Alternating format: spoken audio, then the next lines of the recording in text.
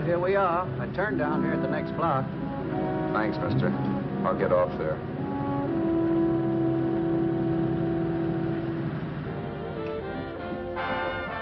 Want anything else? No. Hey, you. Me? Yeah, you. Where you heading? East. Too bad. I thought if you was heading north, I might be able to help you out. I'm pushing the Salt Lake, and I don't like to ride it alone at night. I'm one of those guys that got to talk or I fall asleep. Oh. Sure, now, my partner, he's got Lou to keep him company, but I ain't got nobody at all. Where you coming from? West. Yeah, sure, I know, but where, L.A.? Maybe. Got a cousin out in L.A. You don't say. Yeah, he's been out. You're not much of a talker, are you? My mother taught me never to speak to strangers. Oh, a wise guy. So what? Okay, don't get sore. Just trying to be sociable, that's all. Hey, Glamorous. You change for a dime, will you?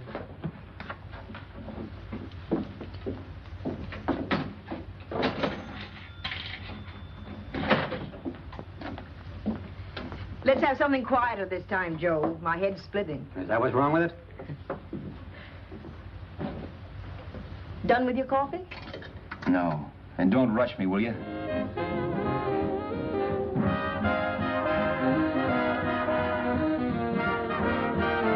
Hey, turn that off. Will you turn that thing off? What's eating you now? Yeah, what's eating you? That music, it stinks. Oh, you don't like it, huh? No, turn it off. Oh, wait a minute, pal. That was my nickel, see? This is a free country. And I play whatever I wanted. Okay. Sure. And if you don't like it, you don't have to listen to it. And you can leave here anytime you want to. Okay. I'm sorry I asked. First good piece played tonight and you don't like it. Some people just ain't got any good taste.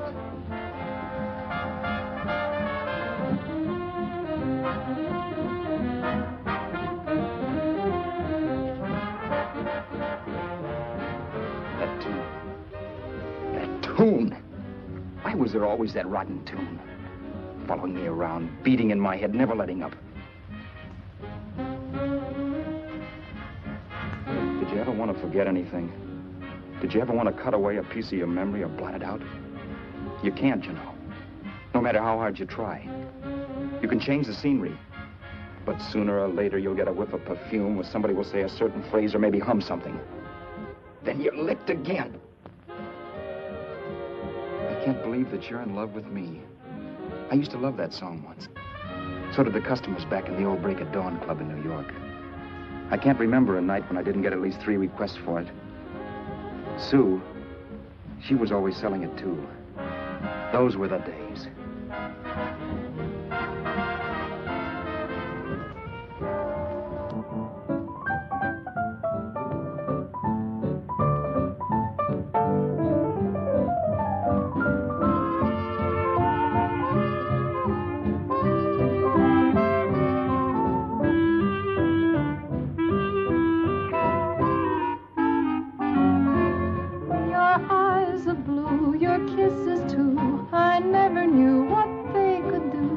I can't believe that you're in love with me. You're telling everyone you know that I'm on your mind each place you go. They can't believe that you're in love with me. I have always placed you far above me. I just can't imagine that you love me. And after all is said and done, to think that I'm the lucky one, I can't believe that you're in love with me.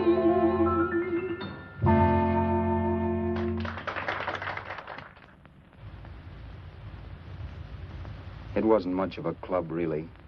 You know the kind. A joint where you could have a sandwich and a few drinks and run interference for your girl on the dance floor. I pounded the piano in there every night from 8 until the place closed up, which usually meant 4 in the morning. A good job as jobs went in those days. Then, too, there was Sue, who made working there a little like working in heaven. But how we felt about each other, well, there was nothing very unusual in that. I was an ordinary healthy guy, and she was an ordinary healthy girl, and when you add those two together, you get an ordinary healthy romance, which is the old story. Sure, but somehow, the most wonderful thing in the world.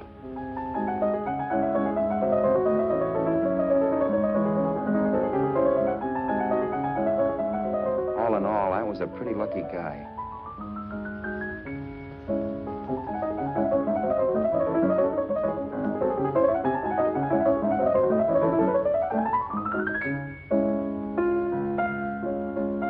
Mr. Paderewski, I presume. It's beautiful. You're going to make Carnegie Hall yet, Al? Yeah, as a janitor. I'll make my debut in the basement. I don't blame you for being bitter, darling, but you mustn't give up hope. Why, someday... Yeah, someday. If I don't get arthritis first. In the meantime, let's blow this trap.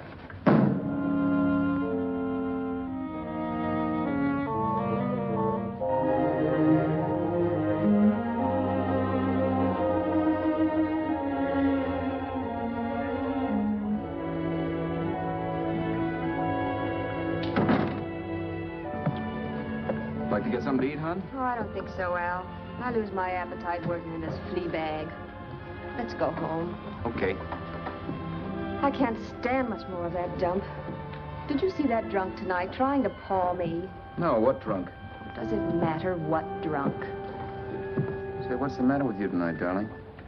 That's the third time you started to tell me something and then stopped. We shouldn't have any secrets from each other, Sue. Next week, we're going to make with the ring and the license. You and me will be a team. Yes, that's right. In the Bush League. I don't get you. We've been struck out. It's a funny way to talk, darling. Don't you want to marry me? Al, look, I love you. You know I do, and I want to marry you. But? But not now. Only after we've made good. Sunday, I'm going away. Oh, I know you'll think it's silly. That's why I hesitated to tell you. But I'm going to California. I want to try my luck in Hollywood. That's the most stupid thing I ever heard of. Don't you know millions of people go out there every year and wind up polishing cuspidors? I thought you had better sense. You sound as if you don't think I have any talent. That has nothing to do with it. I'll make out all right. Maybe. But what about me? Doesn't it mean anything to you that you're busting up all our plans? We may not see each other for years? It won't be that long. I thought you loved me. I do. You know I do. Well, here we are. Al, why can't you see my side of it? I'm young. We both are, and we've got all the time in the world to settle down. Oh, really, darling, what I'm doing is the only sane thing to do. I hate the thought of being so far away from you, but we'll be together again someday. Maybe you'll decide to come out too later on. So long. Al, aren't you going to kiss me goodnight? Sure. Why not? Good night.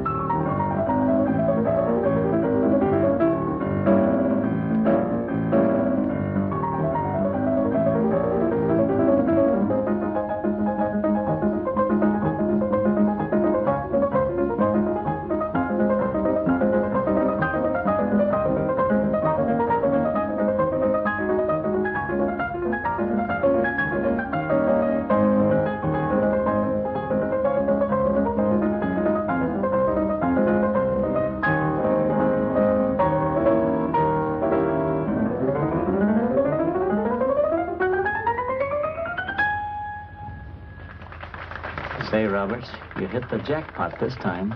$10. Thanks.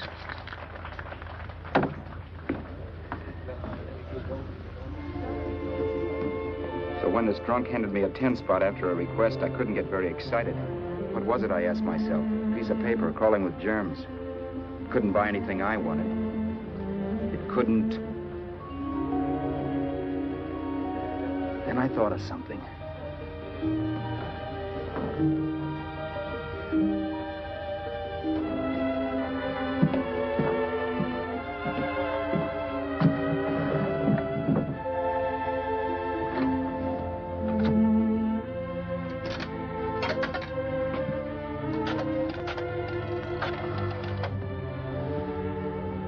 Long distance. I'd like to put a call through to Los Angeles. Miss Harvey. Sue Harvey, Harvey. The number is Crestview 65723.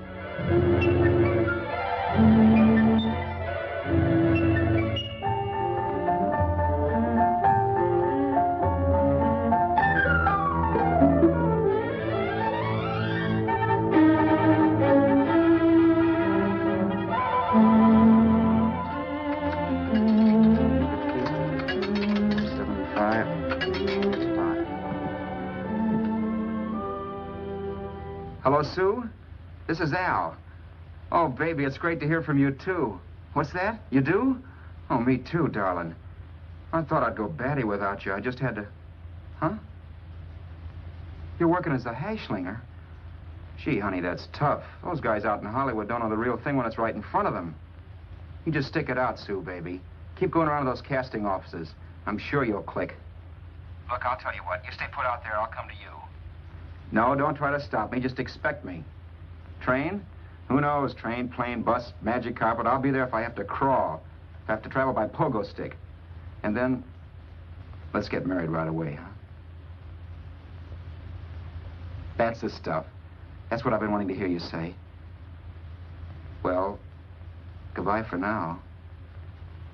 I'll be seeing you soon. Yeah. Bye. The only way I could cross country was to thumb rides. For even after hawking everything, I only had enough money to eat. Money. You know what that is. It's the stuff you never have enough of. Little green things with George Washington's picture that men slave for, commit crimes for, die for. It's the stuff that has caused more trouble in the world than anything else we ever invented. Simply because there's too little of it. At least I had too little of it. So it was me for the thumb.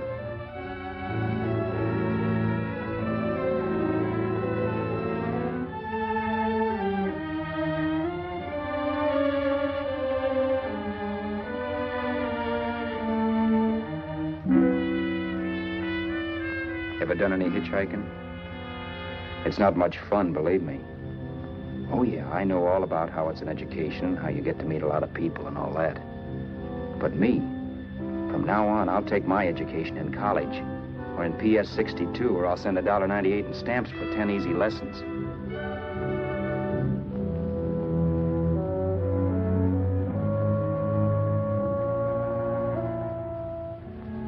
Thumbing rides may save you bus fare, but it's dangerous.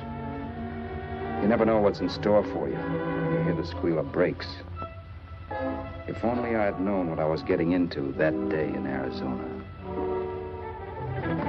Here, throw that in the back seat. Okay, let's go. Make sure that door is closed.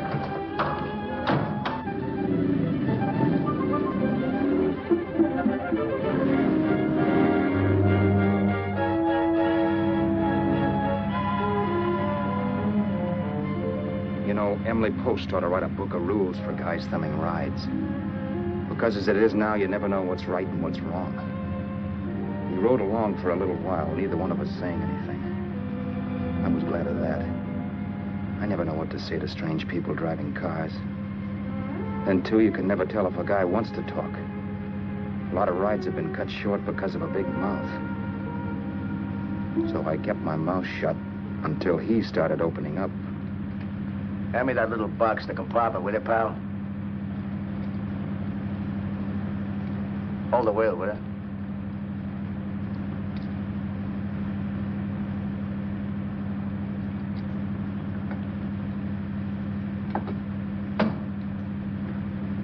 How far are you going? L.A. Wow, you're really traveling, aren't you? Yeah, but I don't expect to make it for a couple of years at the rate I've been promoting rides. Not much luck, huh? Sure, all bad. Not many people stop for a guy these days. Afraid of a stick-up, maybe. They can't blame him. Where you coming from? New York? Well, New York. You're in luck this time. I'm going all the way. Right through to Los Angeles. You drive a car? Sure. Whenever you're tired, let me know. I'll holler. I guess at least an hour passed before I noticed those deep scratches in his right hand. They were wicked. 3 puffy red lines about a quarter of an inch apart.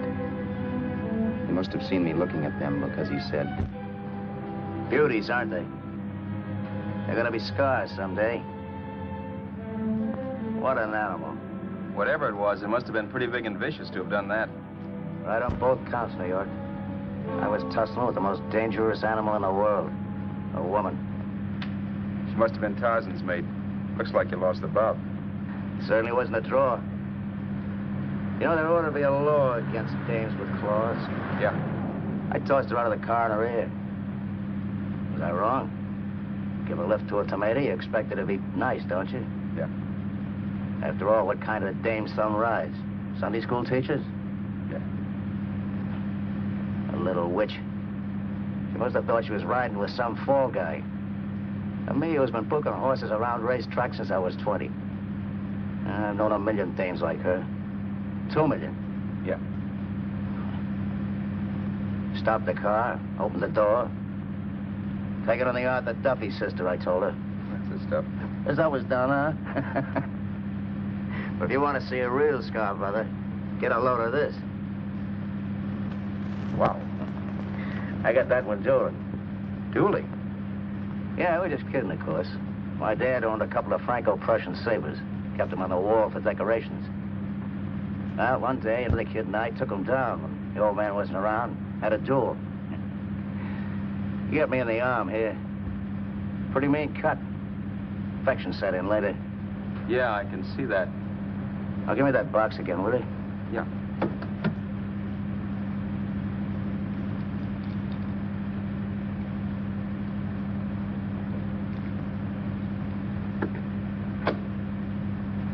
Pain made me lose my head, I guess.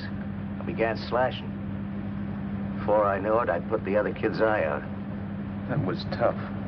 Well, it was just an accident, of course. Do you know how kids are? I got scared and decided I was going to run away from home. Old man almost caught me when I was packing my duds. The bloody rag I had wrapped around my wrist hadn't caught his attention. You've seen the bundle for sure. But I beat it when he was phoning for a doctor. That was 15, 16 years ago. I haven't been home since. Pull in there for a bite or something, huh? a bite or something. Brother, was I hungry. I hadn't had anything in my stomach for hours. Yet even with that gnawing in the pit of my belly, I didn't want to be in too big a rush to put on the feed bag. First, I had to make sure this guy knew the score. If I got him down on me, goodbye ticket to Hollywood. I'll wait out here for you, mister. If it's the money, don't worry about paying for it. This time it's on me. Well, that's what... Haskell, think nothing of it. You make your first million, maybe you can do the same for me. Come on, New York. I gotta make the West Coast by Wednesday. There's a horse running at Santa Anita named Pirate Bicycle. Means dough to me if I'm on him. We'll make it all right. He did most of the talking during the half hour we were in the place. I ate. He rambled on about his old man, whom he hadn't heard from since he ran away as a kid. Now he happened to become a bookie. And then all about how he got rooked in Miami. One race, 38 grand. They cleaned out my book. How do you like that?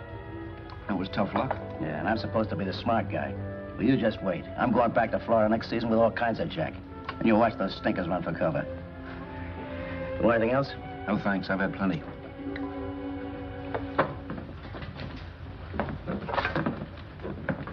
That check there, sister?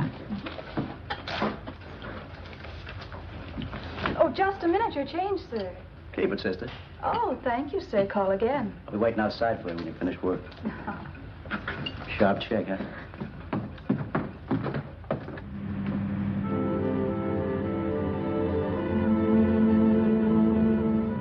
drove all that night while Haskell slept like a log. After a while, I began to get sleepy myself. I was happy, though. Soon I'd be with Sue again. The long trip was practically over, and there'd be no more hoofing it down the concrete. I began to think of the future, which couldn't have been brighter if I'd embroidered it with neon lights. It was nice to think of Sue shooting to the top. It's amazing what a full belly can do to your imagination. Your eyes are blue, your kisses too. I never knew what they could do. I can't believe that you're in love with me. You're telling everyone you know I'm on your mind each place you go. I can't believe that you're in love with me.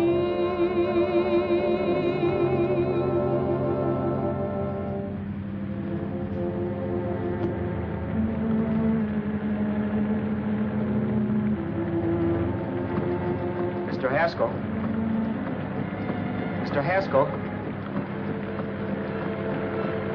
Mr. Haskell, wake up. It's raining. Don't you think we ought to stop and put up the top?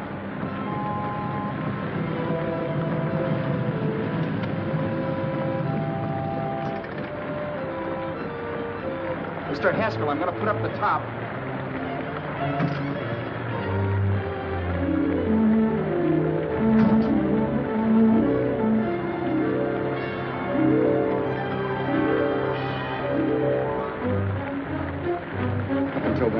Things my way.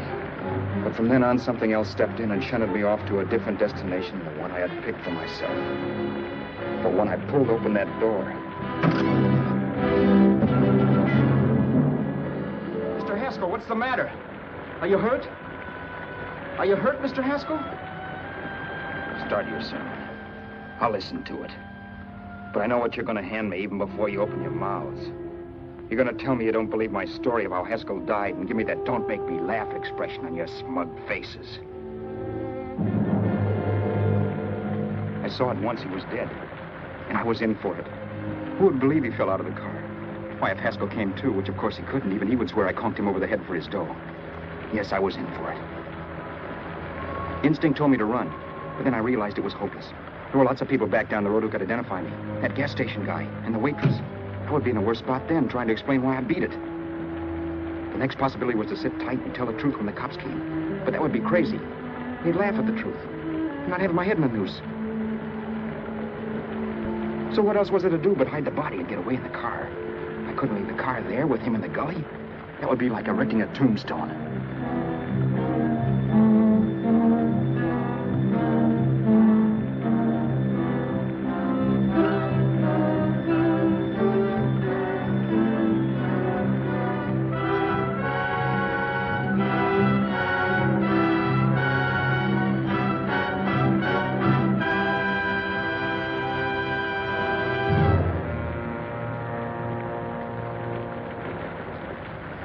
My idea was to cover him with brush, not to rob him. But then I remembered that even if I only drove the car for 100 miles or so, I would need money for gas. Besides, it was stupid of me to leave all that money on a dead man. Not only that, I'd have to take his driver's license in case I was stopped for something. I didn't like to think about it, but by that time I'd done just what the police would say I did, even if I didn't. My clothes. The owner of such an expensive car would never be wearing them. Some cop might pull me in on suspicion.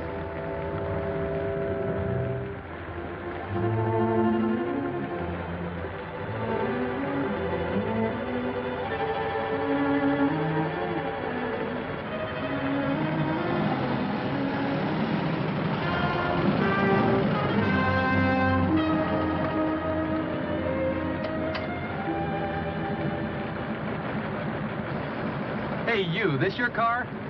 Don't you know better than to leave a car with the wheels halfway in the middle of the road? That's the way accidents happen. I'm sorry, officer. I was just putting up my top. I didn't think. Well, the next time, think. I'll let you go now, but watch your step in the future. I know that's a lonely stretch, but cars come by here once in a while, and we have plenty of crack-ups. Thanks, officer.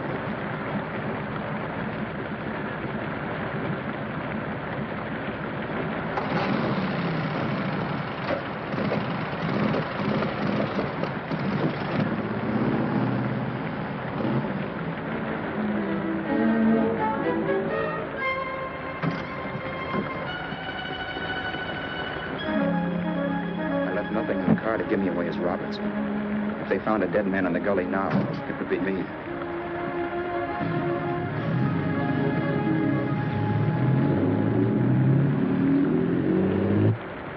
As I drove off, it was still raining, and the drops streaked down the windshield like tears. I kept imagining I was being followed and that I could hear sirens back in the distance.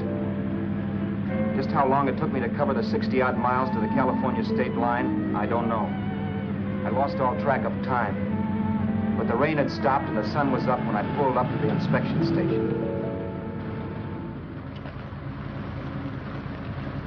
Hello? Carrying any fruits or vegetables? No. Any livestock or poultry? No. I'd like to see your registration and driver's license, please. Anything in the baggage compartment? Just baggage. Charles Haskell, Jr., age 30, brown eyes, dark hair. Identifying marks, none. Are you Charles Haskell, Jr.? Yes. Well, remember, if you're employed and you stay over 30 days, you take out California plates. All right, officer, but I'll only be in the state a short while. Right, you can go now.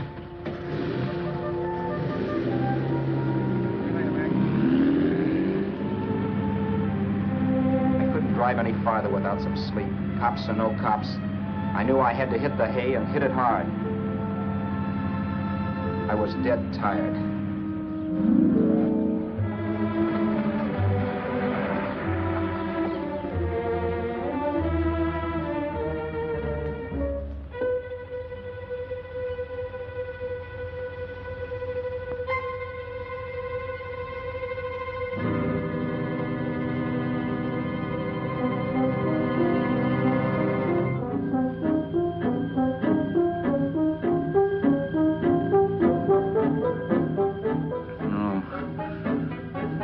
Mr. Haskell. No.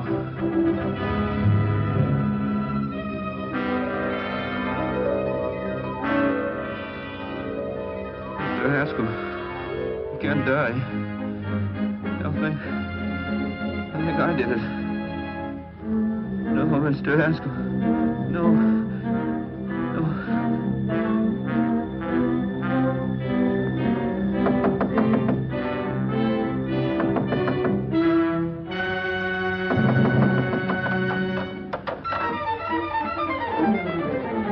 Who's there? It's the maid. Can I come in and clean? Later.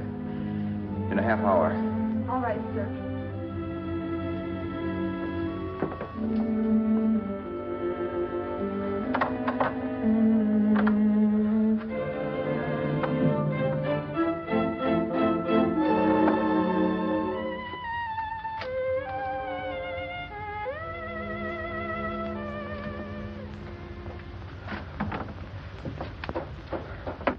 There was no time to lose. Every minute I had to be Charles Haskell was dangerous. And I'd have to be Charles Haskell until I got to some city where I could leave the car and be swallowed up.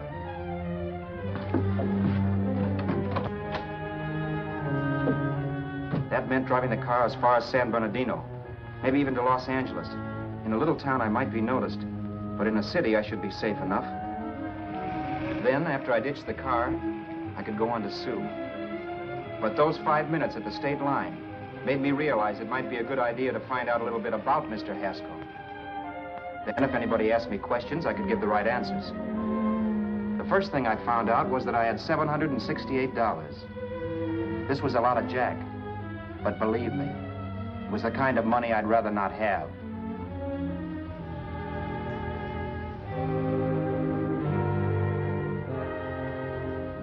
And then I found out from a letter Haskell was carting around in his bag that he wasn't the open-handed, easygoing big shot who went around buying dinners for strange hitchhikers. Before I got done reading it, I saw him more as a chiseler. It was written to his old man in California, the one he hadn't seen in so many years. In it, Haskell posed as a salesman of hymnals, of all things. It was easy to see where Haskell expected to raise a new stake for his book in Miami by rooking his old man. That was about all I found out from his effects, and it was enough. I told myself, maybe old man Haskell was lucky his son kicked off. He would never know it, but it saved him from taking a flyer in sacred literature preferred.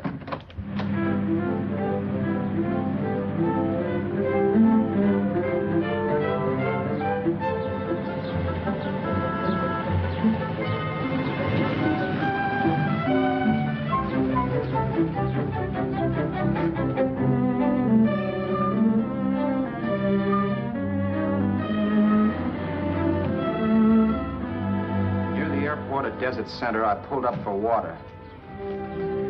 There was a woman. Hey, you! Come on if you want to ride.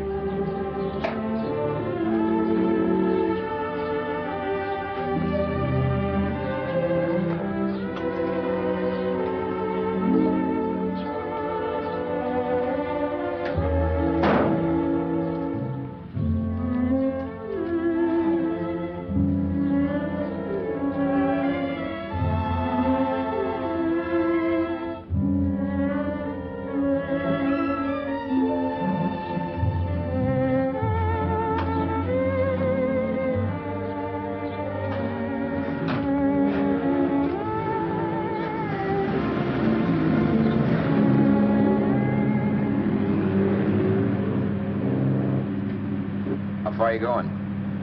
How far are you going? That took me by surprise, and I turned my head to look her over. She was facing straight ahead, so I couldn't see her eyes. But she was young, not more than 24. Man, she looked as if she'd just been thrown off the crummiest freight train in the world. Yet, in spite of this, I got the impression of beauty.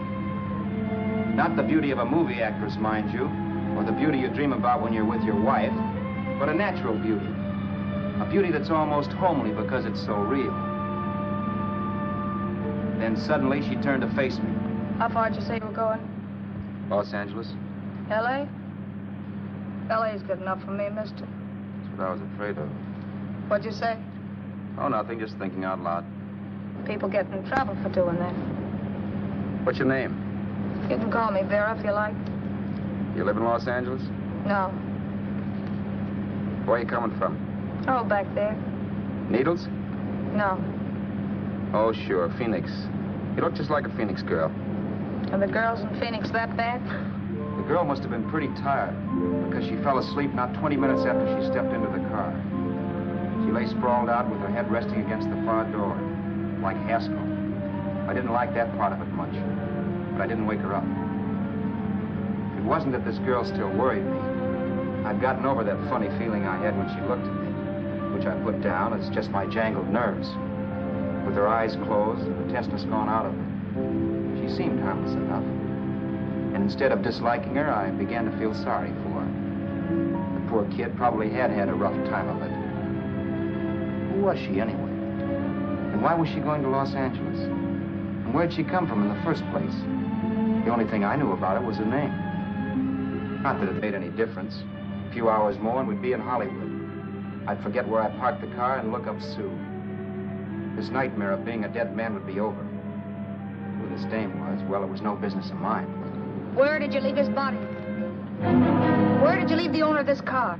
You're not fooling anyone. This buggy belongs to a guy named Haskell. That's not you, mister. You're out of your mind. That's my name, Charles Haskell. I can prove it. It's my driver's Save license. yourself the trouble, mister. Having Haskell's wallet only makes it worse. It just so happens I rode with Charlie Haskell, all the way from Louisiana. He picked me up outside of Shreveport. You rode? You heard me. Then it all came back to me. All the talk about dueling and scars and scratches. There was no doubt about it. Vera must be the woman Haskell had mentioned. She must have passed me while I slept. Well, I'm waiting. My goose was cooked. She had me. That Haskell guy wasn't dead yet. He wasn't stretched out stiff and cold in any Arizona gully.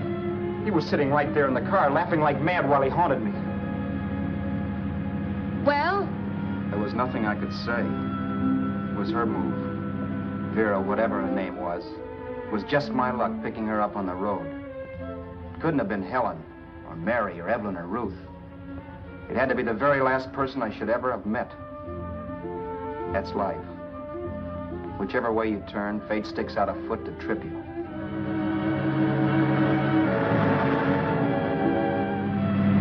I told her everything, but but she didn't believe my story. I should have saved my breath. That's the greatest cock and bull story I ever heard.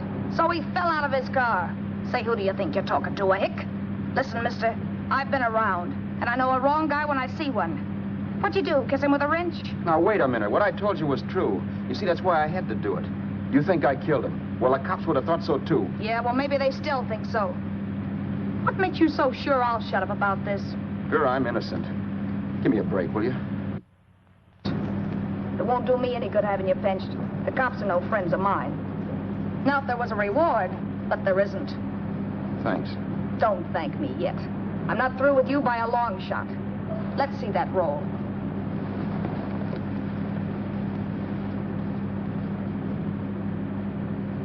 Is that all Haskell had? Isn't it enough? No, I thought he had more. Not that I know of. You can search me. You think I'm holding out on you? Well, maybe I will at that. He told me he was going to bet $3,000 on a horse named Paradisical on Wednesday at Santa Anita. He was stringing you along. He meant 300. Maybe. Sure, $3, 300. He was a piece of cheese, a big blowhard. Listen, mister, don't try and tell me anything about Charlie Haskell. Remember, I knew him better than you did. Okay, then you knew he was a four-flusher. That explains the $3,000 bet. I'm not so sure he didn't have that $3,000. Why should I believe you? You got all the earmarks of a cheap crook. Now, wait a minute. Shut up. You're a cheap crook and you killed him. For 2 cents, I'd change my mind and turn you in. I don't like you. All right. Don't get sore. I'm not getting sore. But just remember who's boss around here. If you shut up and don't give me any arguments, you'll have nothing to worry about. But if you act wise, well, mister, you'll pop into jail so fast it'll give you the bends. I'm not arguing. Well, see that you don't. You know, as crooked as you look, I'd hate to see a fella as young as you wind up sniffing that perfume that Arizona hands out free to murderers. I'm not a murderer. Of course you're not. Haskell knocked his own head off. He fell, that's how it happened, just like I told you. Sure, and then he made you a present of his belongings. I explained why I had to do that. Doesn't make a difference one way or another. I'm not a mourner. I liked Haskell even less than I like you. Yeah, I saw what you did to him. What do you mean? Well, scratches on his wrist. Sure, I scratched him. I'll say you did. So your idea was to drive the car a little way, maybe into San Bernardino, and then leave it. You weren't going to sell it? Sell it? You think I'm crazy? Somebody else's car? See, all I want to do is leave it somewhere and forget I ever saw it. Not only don't you have any scruples, you don't have any brains. I don't get you. Maybe it's a good thing you met me. You'd have got yourself caught, sure. Why, you dope. Don't you know a deserted automobile always rates an investigation? Huh? Look, the cops find a car. Then they get curious. They wonder where the owner is. So, all right, they don't trace Haskell. They trace you. I never thought of that. The only safe way to get rid of the car is to sell it to a dealer. Get it registered under a new name. Say, stop at the next store. I want to get a bottle and do some shopping before we hit L.A. Okay. As soon as we find a place, I'll drop you off and pick you up later. Nothing doing. You're coming in, too. From now on, you and I are like the Siamese twins. Have it your way. But I don't get the point. The point is, I don't want you to get lost. I'm not going to beat it if that's what you're afraid of. I'll say you're not. Well, I'm going to see that you sell this car so you don't get caught. Thanks. Of course, your interest wouldn't be financial, would it? You would want a small percentage of the profits. Well, now that you insist, how can I refuse? 100% will do. Fine. I'm relieved. I thought for a moment you were going to take it all. I don't want to be a hog. A few hours later, we were in Hollywood. I was recognizing places Sue had written about. It struck me that far from being at the end of the trip, there was a greater distance between Sue and me than when I started out. Vera wasn't kidding with that Siamese twins crack.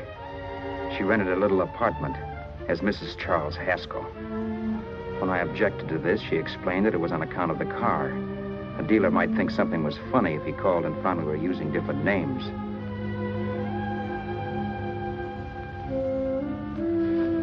Home, sweet home. Yeah. Not bad either.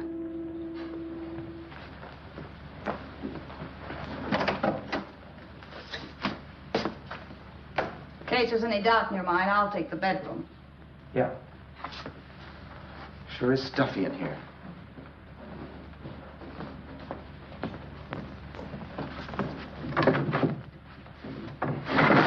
Keep the window shut. Okay. The old crow downstairs said there's a folding bed behind this door.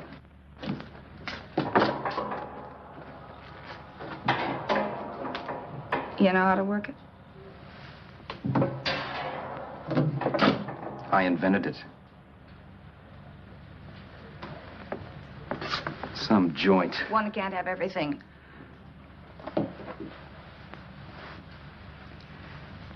I'm first in the bathtub. I don't know why, but I figured you would be.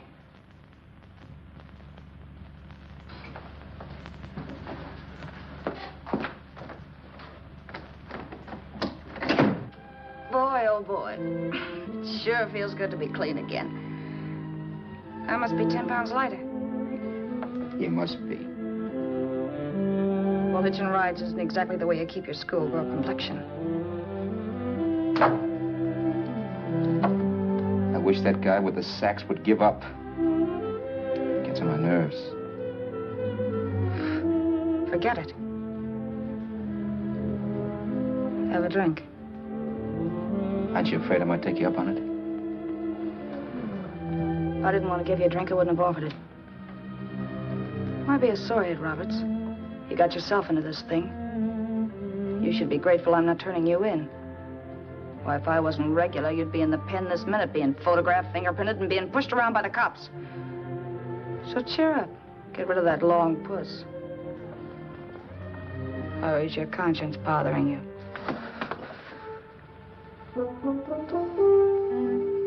No. It isn't. Swell. That's the spirit. He's dead and no woman around to bring him back. Anyway, I never could understand this worrying about something that's over and done with. Now look, Vera, for the last time I didn't kill him. Haskell was a sick man. Maybe he was dead before he fell out of the car. I don't know. Sure. He died of old age. All right. So if it'll make you sociable, you didn't kill him.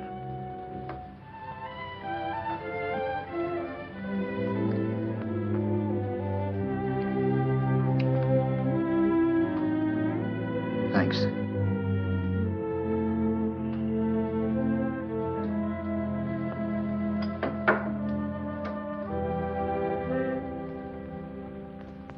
We're out of liquor, Roberts.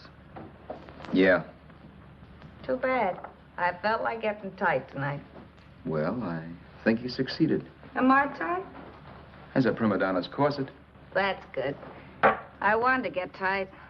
Why? What have you got to get tight about? Oh, I don't know. Few things. You should have my worries. If I had your troubles, I'd stay sober. And I've got the key to that door. Yeah. Maybe you're right. I'm always right. You know, I don't like your attitude, Roberts. Well, there's a lot of things I don't like. Sure. But life's like a ball game. You gotta take a swing at whatever comes along before you wake up and find it's a ninth inning. You read that somewhere. That's the truth, Roberts. All you do is bellyache. Taking it easy and, well, trying to make the best of things. But maybe that's what's wrong with the whole world. Get the professor. People knock themselves out trying to buck fate. Now, take you, for instance. You're lucky to be alive. Why, suppose Haskell had opened your door. You'd be playing a harp now. Think of that. You think of it. I'm tired of thinking. There's plenty of people dying this minute. I would give anything to trade places with you. I know what I'm talking about. I'm not so sure. At least they know they're done for. They don't have to sweat blood wondering if they are. Your philosophy stinks, pal. We all know we're going to kick off someday. It's only a question of when. But what got us on this subject anyway? We'll be discussing politics next. Yeah. Where'd you hide the butts? On the table, sucker.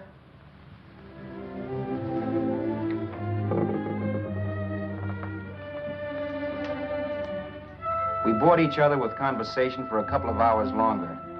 Every 5 minutes, one of us was wishing we had another bottle or a radio or something to read. Then finally, we ran out of chatter. I know it's only 11 o'clock, but I want to get up early and make the rounds of the used car lots. No hurry about that. We got all the time in the world. Maybe you have, but if you think I want to stay cooped up in this place any longer than I have to, you're batty. It's not a bad place. Pay plenty for diggings like this in New York. I wouldn't like it if it was the Ritz.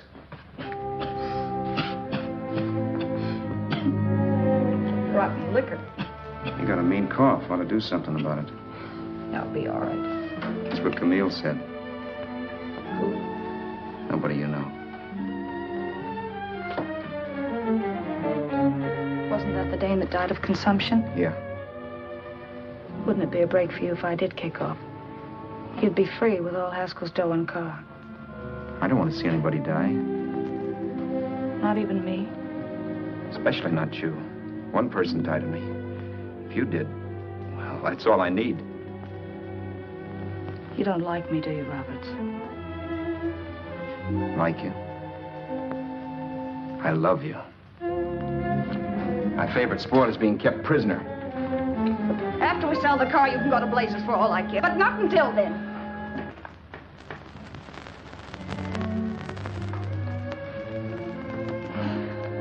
I'm going to bed.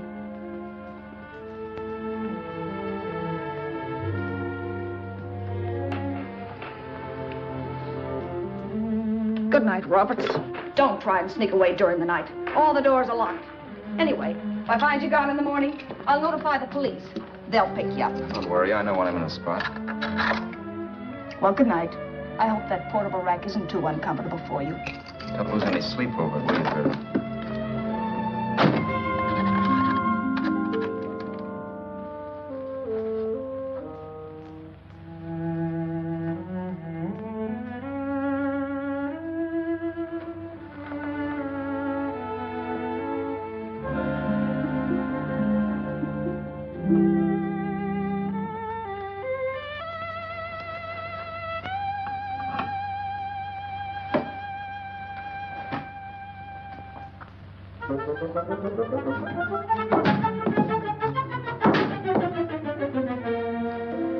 Crestview. 6, 5, 7, 2, 3. Hello? Hello? Hello? Hello?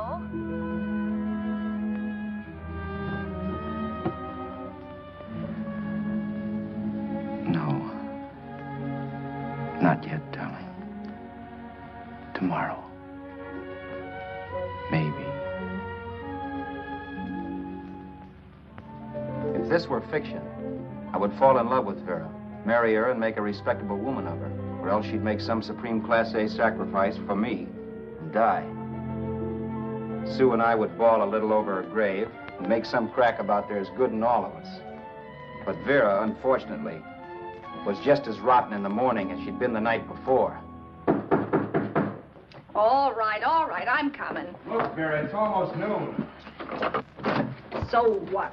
The dealers will be there all day? They'll be there all year, too, but it doesn't wait that long. Shut up. You make it like a husband.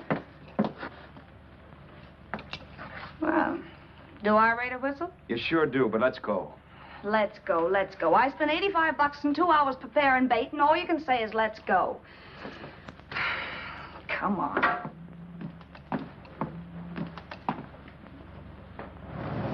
We passed a few used car lots last night down this way. What do you think we can get for this heap? I don't know. Plenty. Just let me handle everything. Think we can get $2,000? I don't know, but don't worry. I'll squeeze as much out of this guy as I can. If I let it go cheap without a fight, he might think we've stolen the car. And listen, don't make any slips and call me Roberts. That'll cook us. I don't need you to tell me that. You better just sit by and keep your mouth closed. Remember, we're both in the soup if anything happens. Forget it and drive. You're my wife, Vera Haskell. Look, after the deal's closed, let's go back to that place on Hollywood Boulevard where I saw the fur jacket. I want to buy it. After the deal's closed, I'm saying goodbye to you. That's right, I forgot. I guess I'm getting kind of used to you. Well, that's a habit you could start breaking. Let's try this place in the middle of the block.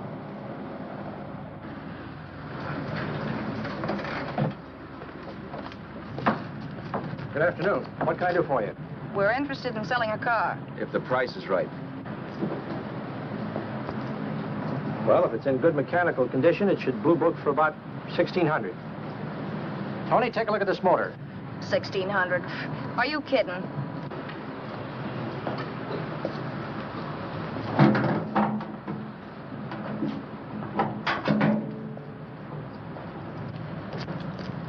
Well, maybe $1,850. Before I let it go for $18.50, I'll wreck it and collect the insurance first.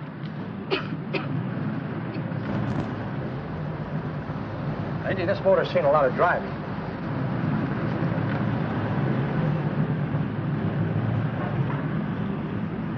Well, the mechanic inspected the car. We haggled. At last, when we were all worn out, we hit a compromise. His price. Okay, it's a deal. All right, come in. We'll sign the papers. I have the ownership papers right here with me. Look, Vera, in the meantime, will you clean a dash compartment? There may be some stuff in it. All right, darling. $1,850. That dirty crook.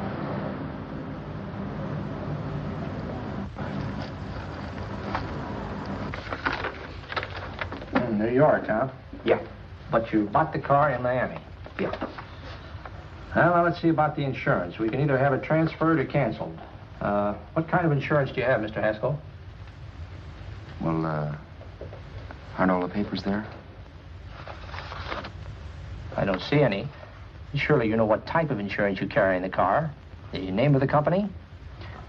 Yeah, but, Well, if you'll just tell me the name of the company, I'd be very glad to take care of all the details. well, Did you sign the papers yet? not yet. Well, don't. We're not selling the car. Well, wait a minute, Mrs. Haskell. Come on, darling. What's the matter? Change your mind? Yes, I'm sorry. I guess I have. But, Vera... Let's go.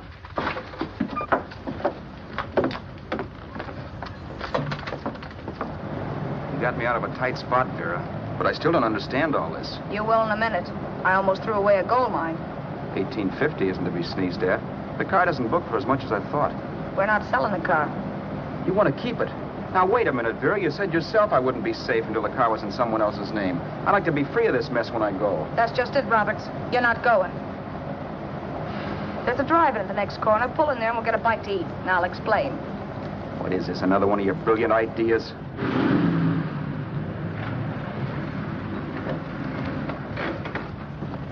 Oh, I take your order? Make mine a ham sandwich and coffee. And for you, sir? Oh, I don't care. The same. Thank you.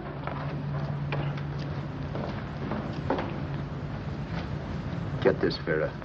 I've been pretty patient so far. I've done everything you asked me to do, but no more. Shut up. You've taken Haskell's money. And you can have the dough we get from selling the car. But you're not going to keep me a prisoner. It's a good thing I bought the paper. Take a look at that. Vera, I'm in no mood. Read that.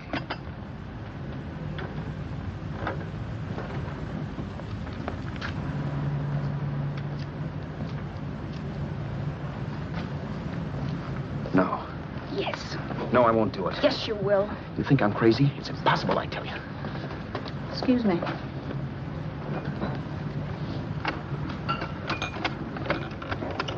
Blow the horn when you're through. No one could possibly get away with an act like that. It'd be wise to me in a minute. Don't be yellow.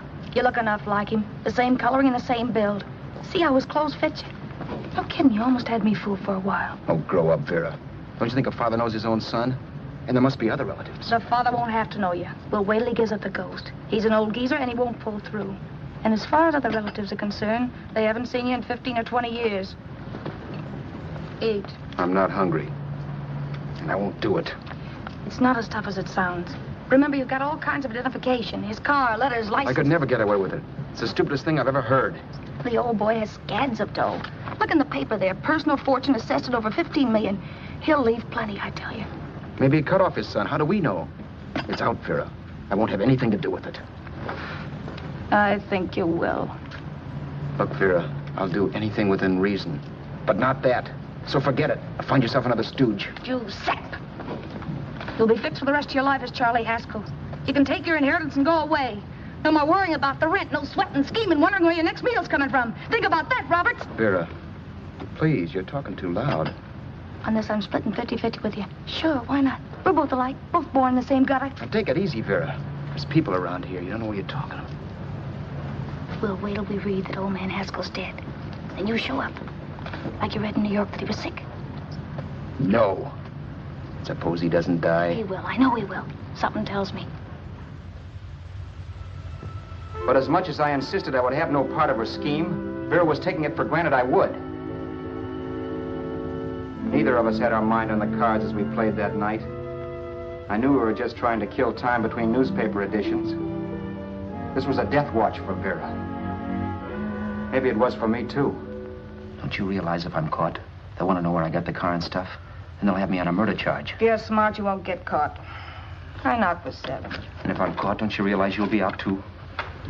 18 points. That gives me 30. How will I be out? You'll be out $1,850 we would have gotten on the car. Really, Vera, you'd be an awful chump if you threw away all that dough on a dizzy long shot. Let me sell the bus tomorrow. With the money it'll bring and what you've already got, a clever kid like you can run it up in no time. Then we'd both be in the clear. I'll be in the clear anyway. Maybe. Maybe. But if I got caught, I'd get good and sore at you, you know. You mean you'd squeal? Well, no, not squeal exactly. Never mind what you meant. Even if you did tell the cops I was in on it with you, what could they do to me? They might give me the same medicine they gave you. Yeah. A rope. But I'm on my way out. All they'll be doing will be rushing it. All right. But think of the $1,850 you'd lose. You'd kick yourself along the block if they let it get away from you. I'll take the chance. Want another drink? You're being a goon. That's the way people wind up behind the 8 ball. Once they get a few dollars, they become greedy and want more. My. Caesar. Who? You know that Roman general? He got his for being greedy. He wasn't satisfied, so the final wind-up was he took the count. A couple of days ago, you didn't have a dime. Why, you were so broke you couldn't pay cash for a postage stamp. Now you've got almost $700 with $1,850 in the offing. Take my advice. Don't try for more. I'm tired of this game. Let's have some blackjack. Play solitaire. Okay, I will if that's the way you feel about it. That's the way I feel about it. Getting sore and throwing things won't help much, Roberts. I'm really doing you a favor. I help you out of a jam by keeping my mouth shut. I show you how to make some soft money. And what thanks do I get? Thanks. Sure. Or would you rather call the cops and told him you killed a man and stole his money? I didn't kill anybody. Yes, you did. No, I didn't. You know I didn't. All right, then. Suppose I call the cops. If you're innocent, what do you got to be scared of? Okay. Call him, you mutt. Go ahead and call him, see if I care. At least they'll give me a square deal. You want me to call them? You heard me. But I'm warning you. If I'm pinched, I'll swear you were in on it. I'll say that you helped me. If I fry, I'll get even with you. You wouldn't dare. You're chicken. Yeah? Then try it and see. Call him. Yeah. Okay, I will.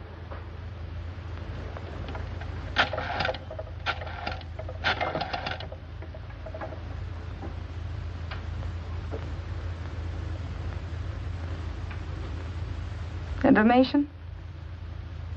I want the number of the Hollywood police station. Okay, I got it. Thanks. Wait a minute, Vera. You wouldn't do that. Well, wouldn't that? And I'll show you if I would. Take it easy now. Let's talk this over.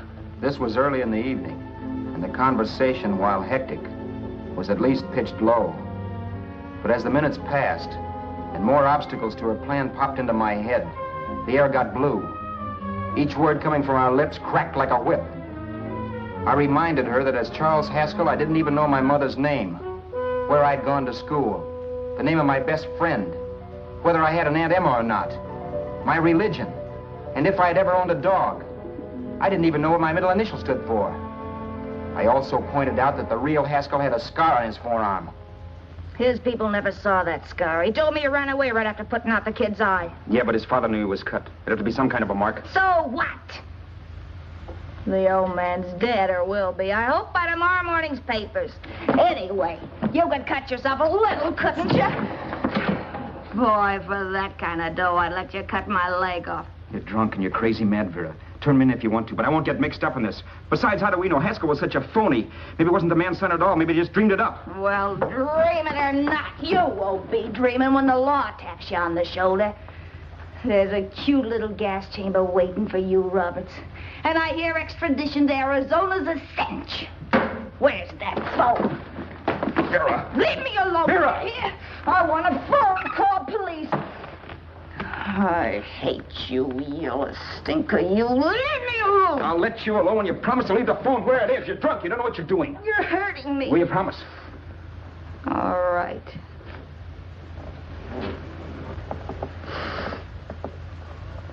You hurt me.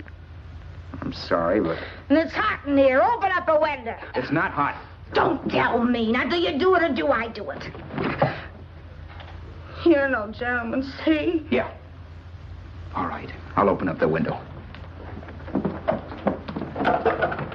Vera!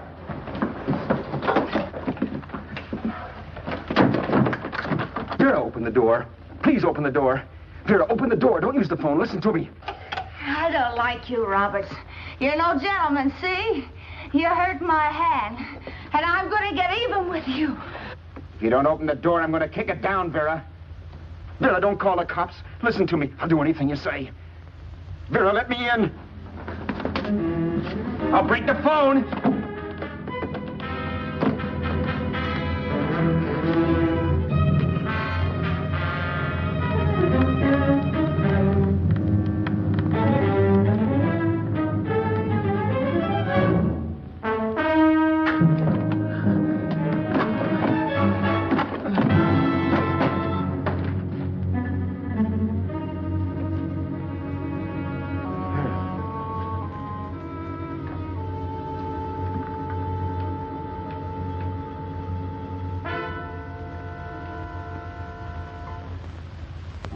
The world is full of skeptics. I know. I'm one myself. In the Haskell business, how many of you would believe he fell out of the car?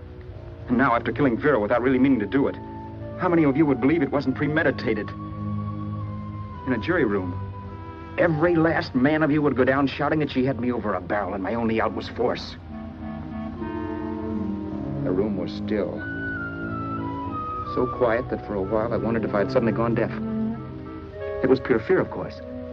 And I was hysterical, but without making a sound. Vera was dead, and I was her murderer. Murderer. What an awful word that is. But I'd become one. I'd better not get caught. What evidence there was around the place had to be destroyed. And from the looks of things, there was plenty. Looking around the room at things we'd bought was like looking into the faces of 100 people who'd seen us together and who remembered me. This was the kind of testimony I couldn't rub out. No. I could burn clothes and hide bottles for the next 5 years. There'd always be witnesses. The landlady, for one. She could identify me. The car dealer, the waitress in the drive-in, the girl in the dress shop, and that guy in the liquor store. They could all identify me. I was cooked. Done for. I had to get out of there. While once I'd remained beside a dead body, planning carefully how to avoid being accused of killing him, this time I couldn't. This time I was guilty. I knew it. Felt it. I was like a guy suffering from shock. Things were whirling around in my head. I couldn't make myself think right. All I could think of was the guy with the saxophone and what he was playing. It wasn't a love song anymore. It was a dirge.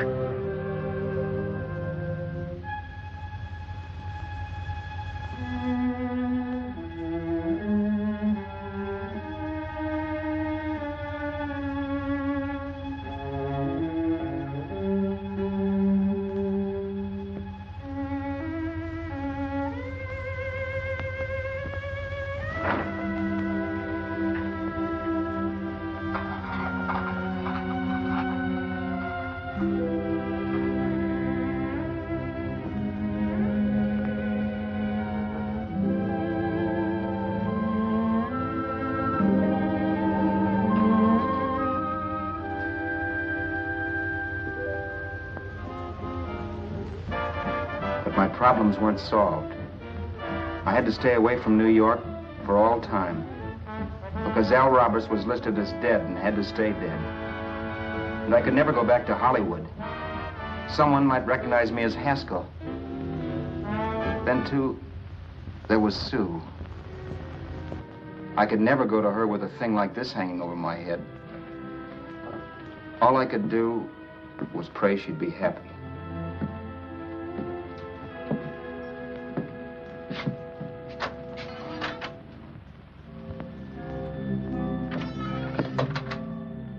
I was in Bakersfield before I read that Vera's body was discovered, and that the police were looking for Haskell in connection with his wife's murder. Isn't that a laugh? Haskell got me into this mess, and Haskell was getting me out of it. The police were searching for a dead man. I keep trying to forget what happened, and wonder what my life might have been if that car of Haskell's hadn't stopped. But one thing I don't have to wonder about. I know. Someday someday a car will stop to pick me up that I never thumbed.